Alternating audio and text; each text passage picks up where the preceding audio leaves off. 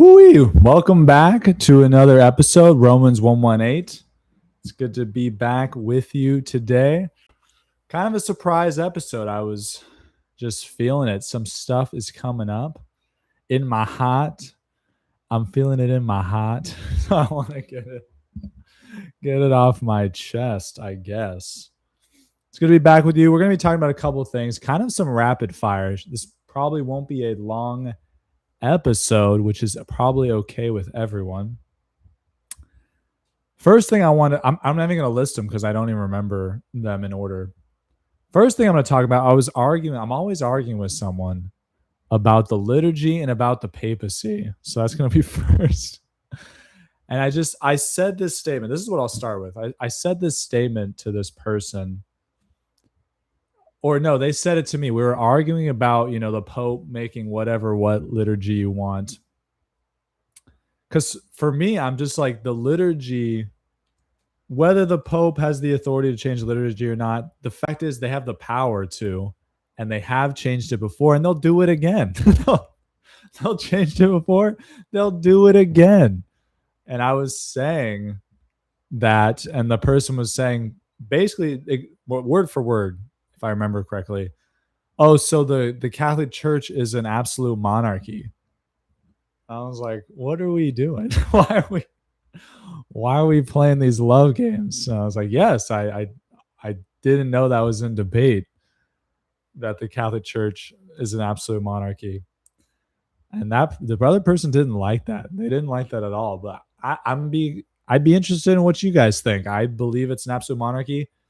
I don't even know. There's a great debate. I've mentioned it before. It's not even a debate. It's a discussion between Professor John Joy and Ryan Grant on YouTube. You can look it up. Hosted by that Meaning of Catholic guy, Timothy Flanders. I didn't forget the name. But they talk about,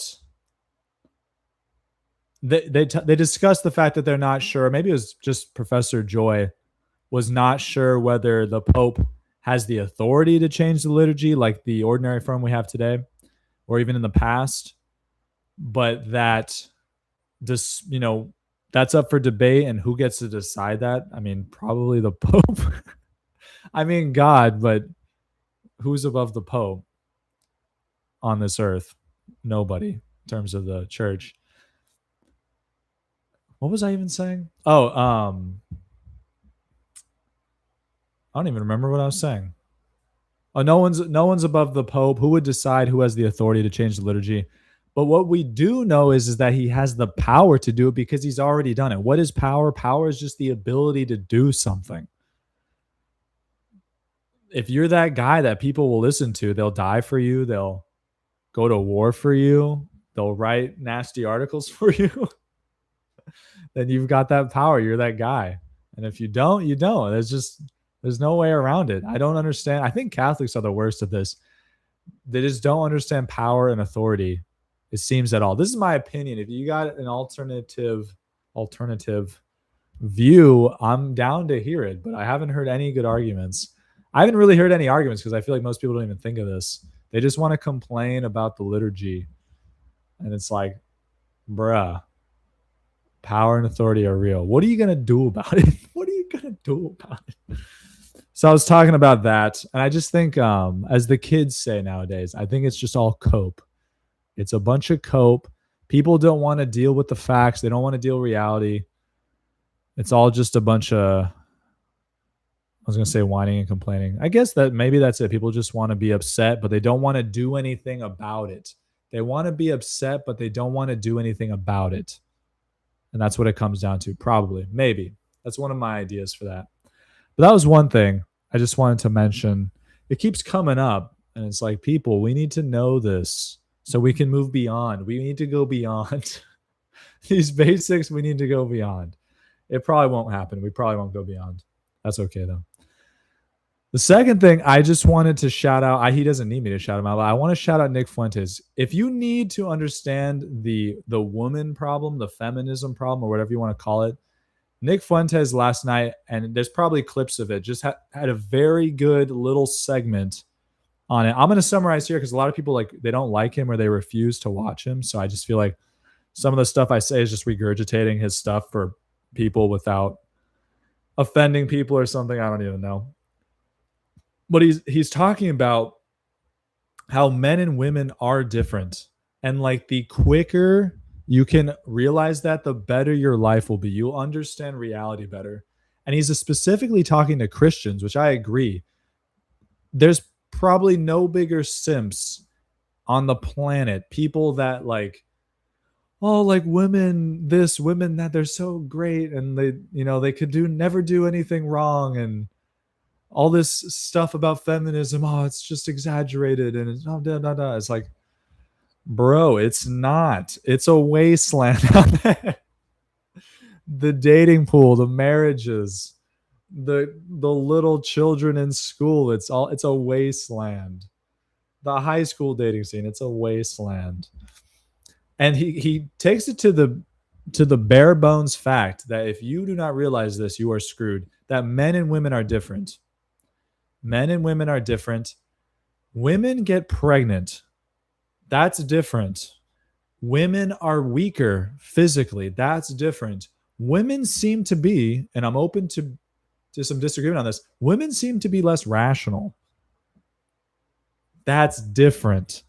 Women are more compassionate. That's different. More nurturing to children and maybe just overall. That's different. If you don't realize that, you're not going to make it. You're not going to make it in anything. And that's why for me, I really, and it's not even an offense to women, I just really want to get women out of the workforce. They're not built for it. Either all the time, the workforce kills the women because the workforce doesn't stop. The work doesn't stop, and women aren't meant for the nonstop work, just physically, emotionally, spiritually, ecumenically. They're not prepared for it. They're not made for it, whereas men are. Men can go a month working. There's no like automatic monthly thing where it's going to bring them to their knees and they can't work or they can't work well, which is a period. I'm talking about a period. Women can only avoid that with advanced technology, medication, like basically hormone therapy. That's how women can do that. And it's wrecking women. I was going to go into a personal anecdote, but I won't. Not that I was taking birth control or anything. But I have known women, they talk about how jacked up they get on birth control. Like it like makes them more unable to like control their emotions. Physical health is hampered. Later on it will affect their ability to have children. It is not good, but that's the only way they can compete with men in terms of the workforce, in terms of work output. It's just different. We need to get the women out of the workforce. Obviously, I don't think it's immoral for women to work. Maybe not obviously. I don't think really if single women, and this seems to be the church's opinion, the single women work, wives, we need to get wives out of the workforce. And I was thinking about this today. So I'm getting off of Nick's thing. Nick is just saying like men and women are different. And that's true.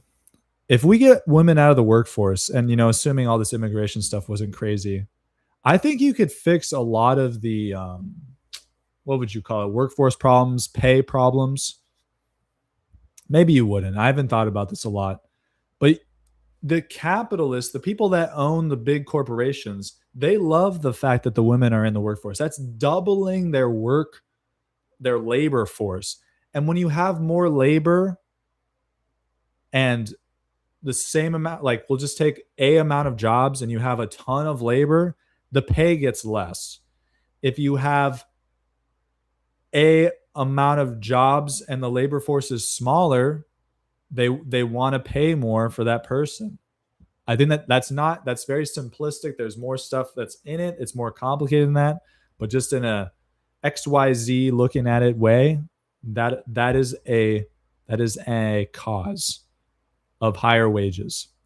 That's why the rich people, they always want to bring in illegal immigrants to drive down the wages, or just have slave labor with illegal immigrants, and even H-1Bs. Like, it's kind of crazy how they're treated as opposed to a citizen. That's what they want them, because they can pay them less. Don't you guys get it? I don't even get it. I'm just a rookie in this game. But the women, yeah, they're just another boost in the workforce.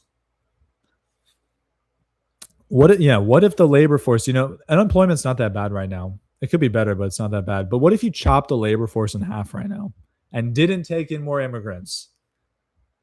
What would happen? Obviously, productivity would go down for a while, but I think it would encourage the next generation of men be like, let's get this bread, let's get this paper, because the wages would, in theory, go up. Less competition for jobs.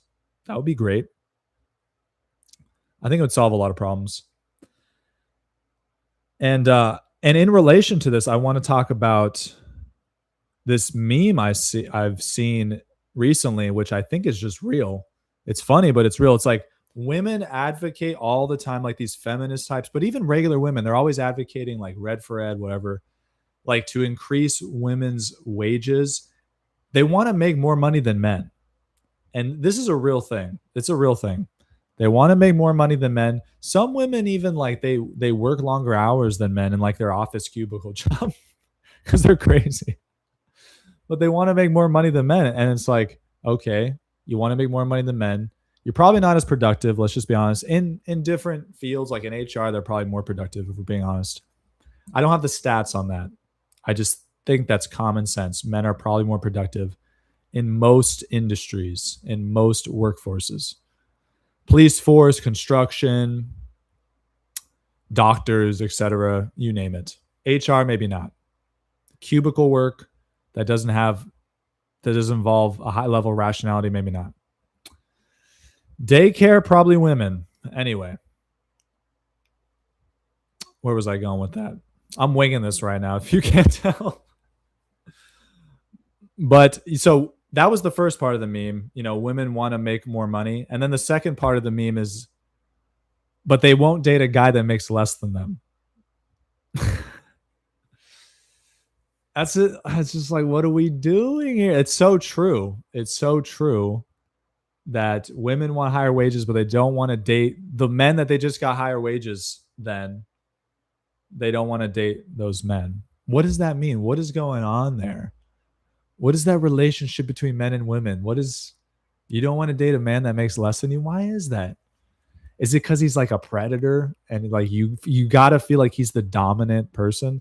I mean, that's why all this like rape fantasy stuff is so popular with women. Anyway, that was a tangent. Don't cut that out. That's for another time. But it just goes to show how real the feminist problem is, what is involved in it, how like Christian men, all men, but Christian men especially need to realize that men and women are different. And I mean, when I discovered it, shout out to Timothy Gordon for like knocking me on the head with this. And it still took me a while after he knocked me on the head with this to like fully understand what it meant. 2019 debate, I think with Trent Horn. It was with Trent Horn. I think it was in 2019. But hypergamy is real. Hypergamy is real. The difference between men and women are real. Hypergamy is this idea that because women have access to so many more men than they used to, and this is something Nick was talking about too, that you're having a problem with like the lesser value men literally are not able to get women. So it's only like the higher value men are getting like all of the women. All of the women are rejecting you. That's Jordan Peterson. But that's hypergamy. It's very real. Obviously, I think it should be less with Christian or Catholic women. But the same thing still applies. It's just in theory they're getting married. But you see the horror stories, and I've talked about this before. You see the horror stories where these Catholic women, these Christian women, still they'll leave you even though you're married. They'll leave you for a better catch, or even not even a better catch, just for something different. And that's part of hypergamy: social media, access to a larger pool of mates. It's a real problem. Anyway, I've harped on this before. I'll stop there. It's a real problem though. Get it right. Last thing I want to talk about. This is one of the top, like the regular topics I want to talk about was the Roman Catechism. I've shown this before, but a lot of people like they don't really know what it is. So I wanted to talk about what it is. So there's two universal catechisms that have been established in the Catholic Church. One was the Catechism from John Paul II, the one that everyone knows, the Catechism of the Catholic Church, came out in the 90s. And it's good. It's kind of vague sometimes and kind of like